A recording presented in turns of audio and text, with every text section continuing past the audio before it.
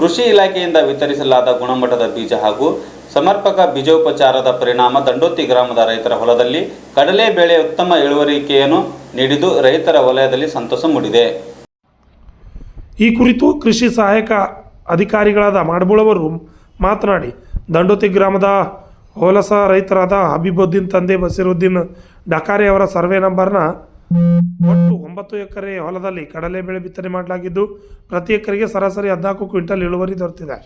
ಇದಕ್ಕೆ ಪ್ರಮುಖ ಕಾರಣವಾಗಿ ಕೃಷಿ ಇಲಾಖೆಯಿಂದ ಒದಗಿಸಲಾದ ಗುಣಮಟ್ಟದ ಬೀಜ ಮತ್ತು ಸರಿಯಾದ ಬೀಜೋಪಚಾರ ಕ್ರಮಗಳು ಎಂದು ತಿಳಿಸಿದರು.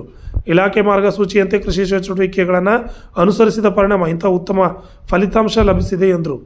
ಇದೇ ಸಂದರ್ಭದಲ್ಲಿ ದಂಡೋತಿ ಗ್ರಾಮದ ರೈತ ಮಂಜುನಾಥ್ ಮುಖೆ ಮಾತನಾಡಿ, ಕೃಷಿ ಇಲಾಖೆಯಿಂದ ಖರೀದಿ ಮಾಡಿದ ಬಿತ್ತನೆ ಬೀಜಗಳು ಅತ್ಯುತ್ತಮ ಗುಣಮಟ್ಟದಾಗಿದ್ದು, ಅದೇ ಕಾರಣಕ್ಕೆ ಈ ಬಾರಿ ಕಡಲೆ ಬೆಳೆ ಉತ್ತಮ ಇಳುವರಿ ದೊರೆತಿದೆ ಎಂದು ಸಂತಸ ವ್ಯಕ್ತಪಡಿಸಿದರು.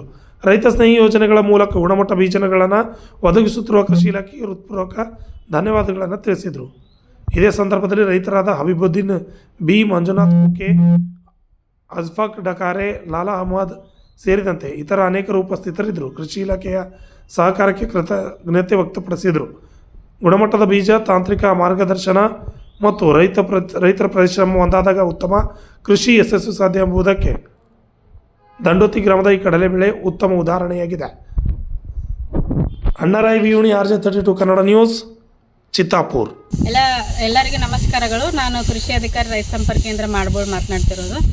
ಇವಾಗ ನಮ್ಮ ಕೃಷಿ ಇಲಾಖೆಯಿಂದ ನಾವು ಸಬ್ಸಿಡಿಯಲ್ಲಿ ನಾವು ರೈತರಿಗೆ JG11 ಸೀಡ್ಸ್ ಕೊಟ್ಟಿರ್ತೀವಿ, ಬೀಜ ಕೊಟ್ಟಿರ್ತೀವಿ, ಕಡಲೆ ಬೀಜ.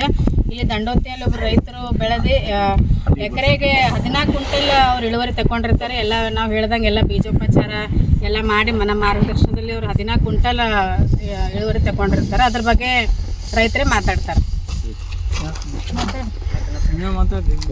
ಬೀಜೋಪಚಾರ ಇಲ್ಲಿ ಕೃಷಿ ಇಲಾಖೆನಿಂದ ಮಾಡ್ಕೊಳ್ಳಿ ನೋಡಿದವ್ರಿ. ಎಕರೆಗೆ 14 ಕ್ವಿಂಟಲ್ ಬಂದೈತಿ, ಚಲೋ ಇಳುವರಿ ಬಂದೈತಿ.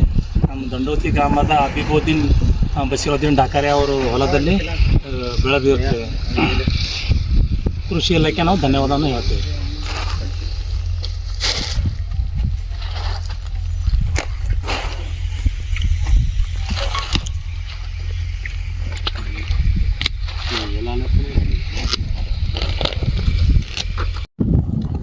ಕೃಷಿ ಇಲಾಖೆನಿಂದ ನಾವು ಬೀಜ ಅಂತೂ ಅಲ್ಲೆಲ್ಲ ತೊಗೊಂಡಿವ್ರಿ.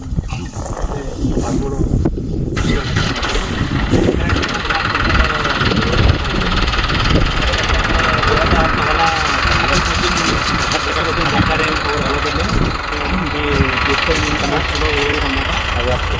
ನಾವು ಧನ್ಯವಾದ ಹೇಳ್ತೇವೆ. ಮಾಡ್ಬೋದು